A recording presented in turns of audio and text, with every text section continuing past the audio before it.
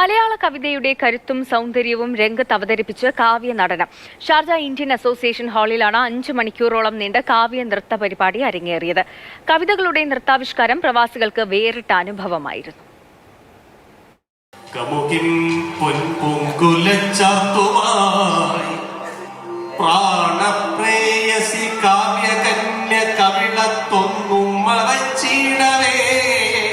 കവിതയുടെ മനോഹാരിതയും നൃത്തത്തിന്റെ ചാരുതയും കലയുടെ കരുത്തും ചേർന്നതായിരുന്നു കാവ്യനടനം, കാവ്യ നൃത്തോത്സവം.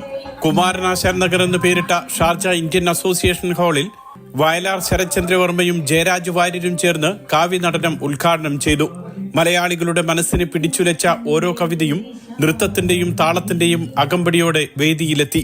രാജീവ് പിള്ള ആൻഡ് ഫ്രണ്ട്സും ഷാർജ മഹാത്മാഗാന്ധി കൾച്ചറൽ ഫോറവും ചേർന്നാണ് പരിപാടി സംഘടിപ്പിച്ചത്. 10 മാസത്തോളമായിട്ടുള്ള ഒരു അധ്വാനമാണ്.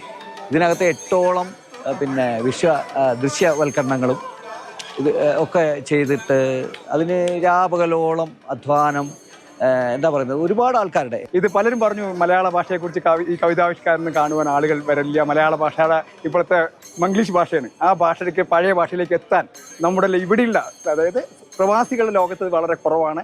പക്ഷെ അത് മാറ്റിക്കുറിച്ചിരിക്കുന്നത് ഷാർജ ഇന്ത്യൻ അസോസിയേഷൻ ഇന്നത്തെ ചടങ്ങ്. ഭൂതപ്പാട്ടും ഭൂമിക്കൊരു ചരമഗീതവും തുടങ്ങി മലയാളികൾ കേൾക്കാൻ കൊതിക്കുന്ന കവിതകളാണ് വേദിയിൽ അവതരിപ്പിച്ചത്.